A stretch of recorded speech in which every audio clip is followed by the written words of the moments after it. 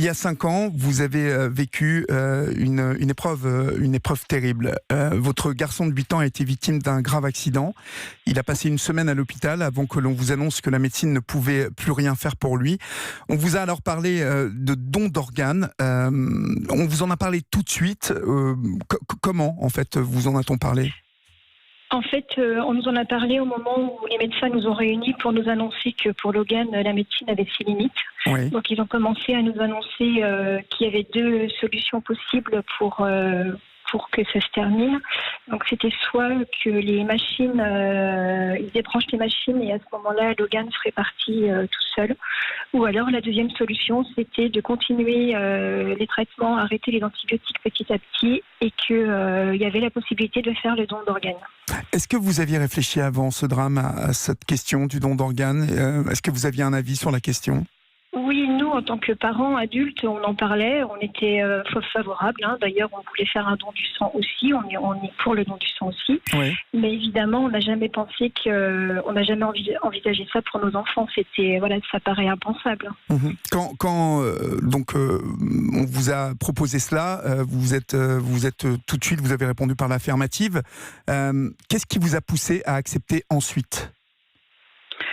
Le fait que Logan ait eu besoin d'une transfusion dans la semaine qu'il était hospitalisé, il a besoin de sang. Oui. Donc voilà. Et puis après, on a beaucoup parlé avec mon mari, on a beaucoup réfléchi et oui, on a accepté parce qu'on s'est dit que voilà, on a tout de suite senti que ça pouvait nous aider pour la suite et aider d'autres aussi évidemment. Oui, on va voir justement comment le don d'organes, en tout cas dans quel état d'esprit met le don d'organes les parents. Quels organes ont été prélevés chez Logan ? Parfois les proches ont plus de réticence au prélèvement de certains organes qui ont une certaine symbolique. Est-ce que c'était votre cas vous aussi ? Oui, dans un premier temps, ça a été le cas. J'avais dit, on touche pas à son cœur. Voilà, c'est vraiment, pour moi, c'était pas possible. Et puis après, on a réfléchi et on s'est dit, si on fait ce geste-là, autant aller jusqu'au bout.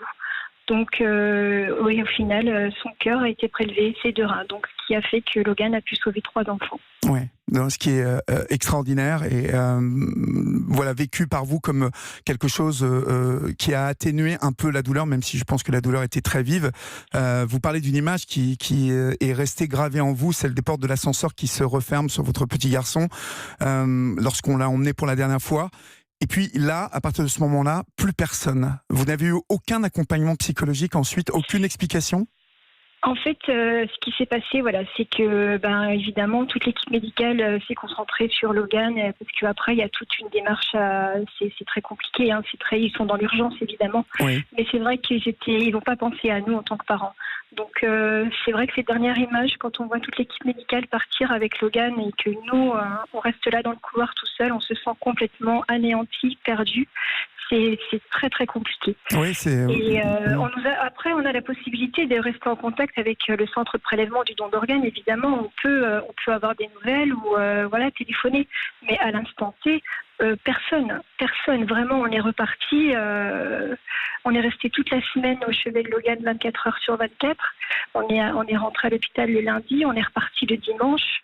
Donc, sachant que le lundi, on est arrivé avec lui et que le dimanche, on est reparti sans lui. Et pour des parents, je peux vous dire que c'est la pire épreuve qui puisse arriver. Et cette image d'ascenseur avec Logan qui s'en va et vous savez que vous ne le reverrez plus jamais, c'est terrible. Et il y a encore des efforts à faire à ce niveau-là. Je pense que c'est pour ça qu'il faut vraiment parler du don d'organes. Il y a beaucoup de choses encore qu'on ne parle pas, qui sont tabous et qui sont tellement importantes. Voilà, et qui pourrait aussi encourager d'autres parents qui se retrouveront malheureusement dans votre cas à trancher sur cette question du don d'organes.